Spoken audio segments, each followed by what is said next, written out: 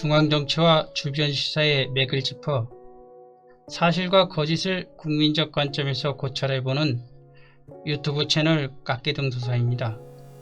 입동지난 소설에는 전국적으로 겨울비가 내렸습니다. 바깥 기온은 겨울의 중심 엄동설안을 향하고 있는데요.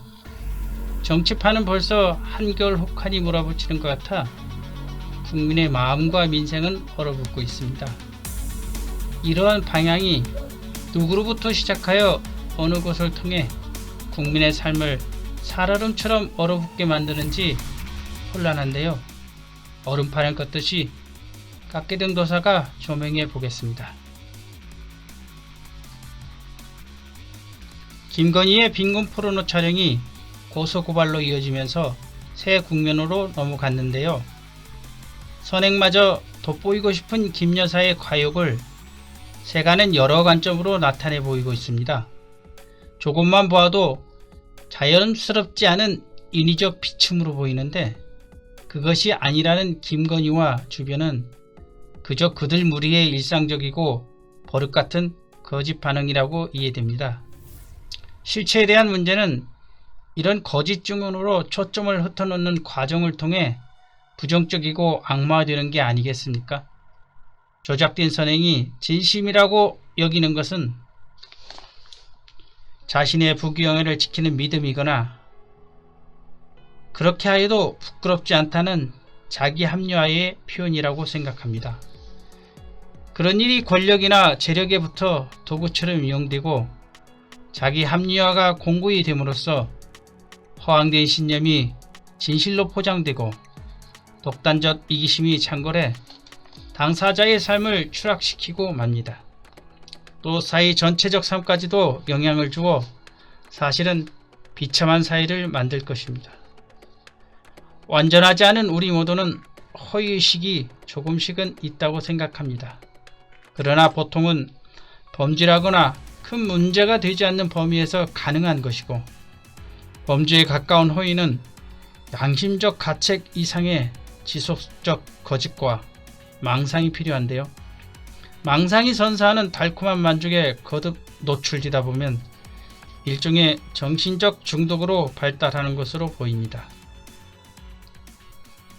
각자의 허위의식이 추구하는 것이 이름이거나 금전이거나 새로운 사상이거나 과대한 집착을 나타내 보이면 그 이면은 반드시 공허를 겪음으로써 세속적 갈증은 병적 집착을 점점 통제할 수 없게 되고 심각해지는 것 아니겠습니까? 윤석열은 도어스태핑을 잠정 중단하였는데요.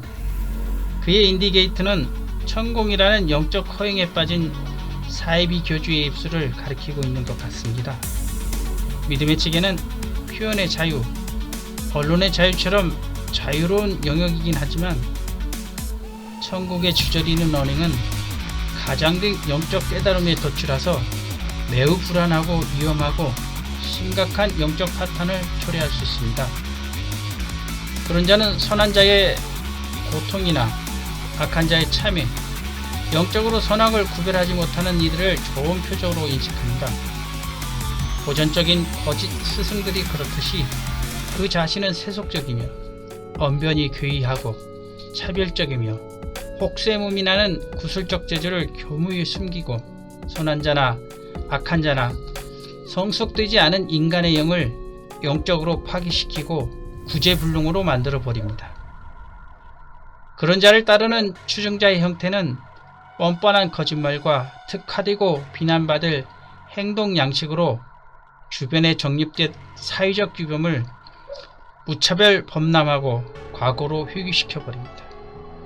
그들은 사회적으로 문제되는 언행에 대하여 스스로 보이는 그릇된 행동을 정의와 공정, 사회적 가치에서 기인한 정당한 행위라고 곧잘 합리화합니다. 윤석열이 위험해져 있는 것은 그는 독재를 실현시켜 대국민을 향한 폭력과 민족전쟁으로 인간 세상 모두를 고통과 아비규환으로 끌어들일 수 있는 기질이 있기 때문입니다. 대통령 경호처의 군경통솔 권한 시행고지는 상위법에 위한 것으로 보통 문제가 아닙니다. 민주적이고 법률적 절차와 헌법적 가치로서는 윤석열이 생각하는 검찰 독재를 바탕으로 한 엘리트 순혈 집단의 영구 통치는 절대 불가능한 도모일 것입니다. 그렇기 때문에 시행령으로 제대로 대응 못하는 정치권을 한층 분열시키고 극우 집단으로 보수와 진보를 갈라치게 하고 그가 꿈꾸는 화이트아웃 세상, 사회 전체적 두려움과 폭력적 통치 기반을 정당화하는 독재 국가를 만드는 과정이 아니라면 지금 윤석열이 보이는 독단을 달리 이해하기 어렵습니다. 그런 독재 파시즘 같은 세상이 되더라도 그리 오래 가지는 않겠으나 그것을 알아차리지 못한 우리 사회가 겪을 폭정을, 검찰의 폭정은 상상 이상의 역사적 퇴보와 피와 파괴를 가져올 것입니다. 민주란 정치적 안정과 사회적 부의 분배, 국민 누구라도 도전할 수 있는 미래가 있을 때만 가능한 가치라고 생각합니다. 인적 물적 자원이 파괴되면 민주주의는 다시 찾을 수 없는 이데아로 남을 것입니다. 그가 한 발 더 그런 세상을 펼치기 전에 우리는 한 발 더 앞서야 하는 이유입니다. 대장동 사업 특혜 의혹은 검찰의 먼지털이식 수사가 이재명 대표를 정점으로 치달으면서 정치권도 가열찬 싸움으로 치닫고 있습니다.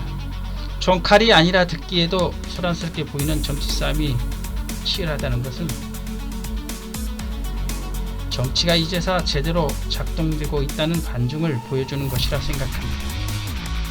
저만 그렇게 느끼는 건지 몰라도 대장동 사업 특혜의 의혹과 말문리 사건의 실루엣에는 특수부 검찰 윤석열의 모습이 보이고 어떤 때는 사건과 연관성 있는 인물 주변에도 김건희의 그림자가 실체를 보이고 있는 것 같습니다.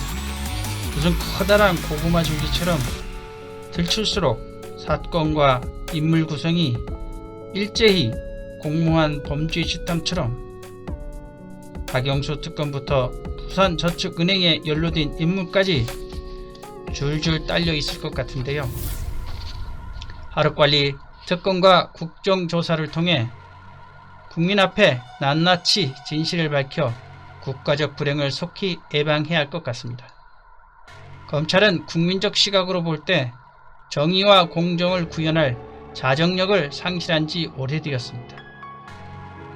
검찰 권력개혁이 국민적 공감대에 형성되었다고 보는데 지금은 검찰 권력과 맞서고 있지만 반드시 이루어야 할 검찰 권력의 구조적 재편성이라고 생각합니다. 윤석열 탄핵 촛불 집회 민중이 40만 명을 넘으면서 민정부도 발빠르게 여러 유튜버와 윤석열, 김건희의 범죄와 치부를 두려움 없이 밝히는 각계각층 인사에 대한 무차별 고소와 수사를 전방위로 펼치고 있습니다. 공안정국인데요. 검찰과 경찰, 국가의 모든 공권력이 반정부 민중과 인사에 대한 무차별 수사와 탄압으로 이어지고 있습니다. 또 윤정부는 반정부 시위에 대한 민중의 촛불을 향해 군경의 총검을 겨누겠다는 포석을 일찌감치 깔아놓은 것 같은데요. 국가 자체인 국민에 대한 정부의 상황 대처가 앞으로 심히 걱정스럽지 않을 수 없습니다. 만약 이런 일이 현실화되면 4.19 혁명, 부마 민주항쟁, 5.18 광주 민주화 운동을 뛰어넘는 대단한 민주화 사건이 발생할 것인데요. 앞에서도 언급했지만 엄청난 희생을 겪고 상처난 우리 사회를 치유할 수 있을지 의문이 들기도 합니다. 오늘은 여기까지입니다. 윤석열 탄핵, 김건희 특검, 사이비 퇴출, 깎개등 도다였습니다.